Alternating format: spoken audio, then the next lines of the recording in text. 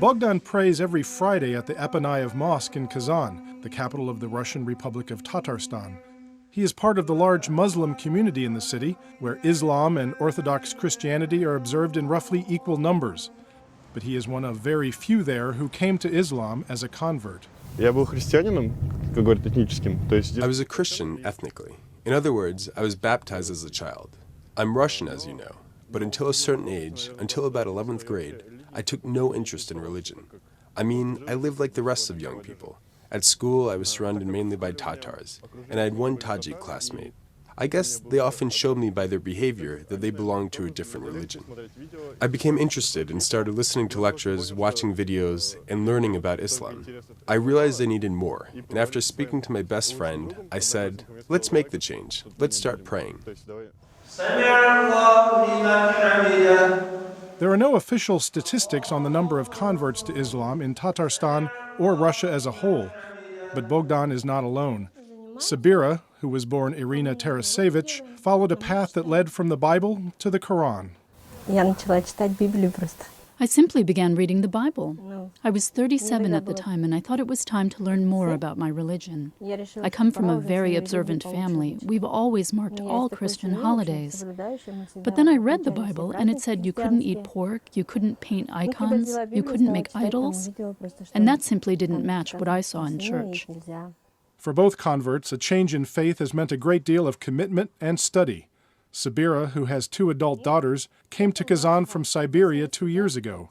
She studies at the Islamic University in Kazan, where she also works as a secretary and a dorm supervisor. Bogdan is earning his degree in Oriental Studies at Kazan State University. He already teaches a course in Arabic. But he says his decision to convert has not always been easy. All my friends are Christians, and in the beginning they were telling me my new way of life was something of a betrayal. The Muslim community can be skeptical as well. Bogdan and Sabira have faced questions about whether they can fully integrate into Muslim life. Nael Hazrat Garipov, the imam of the Apanayev Mosque, says that new converts are not steeped in the same traditions as their fellow believers. Tatar and Bashkir are languages in which Islam has been propagated in this region for many years. One of the problems is neophytes' lack of knowledge of the local languages. Besides, there are folk traditions that have been cultivated in families. It's clear that neophytes know practically nothing about these traditions, and they take these traditions as a novelty. But both Sabira and Bogdan say the differences in tradition do not make them any less Muslim. Many ethnic Muslims bring in their folk traditions, which are not directly linked to Islam, but something they inherited from their grandmothers and grandfathers. Those Muslims who do not have such roots begin to study religion as it should be. They study the Quran, the Sunnah, the legal foundations, without mixing in any of those folk traditions. There are people who call themselves Muslims, but they don't act like true Muslims. On the other hand, there are people who consider themselves atheists or adherents to other religions, Christians or Jews, but I feel they're much closer to me spiritually because they act like Muslims. Bogdan accepts others who don't share his religion, but he is concerned about how his faith might be misunderstood.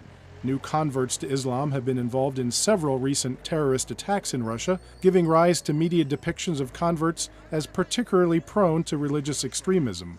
Bogdan says this is an unfair and distorted perspective. Imagine a Muslim, a common person, who just prays and does good deeds, and the world doesn't know about those people. But if someone wages war or carries out a terrorist attack, then the whole world talks about that.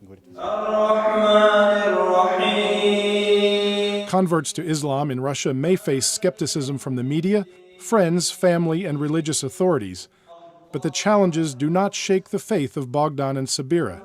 They say their commitment to Islam is strong, and they say it is forever.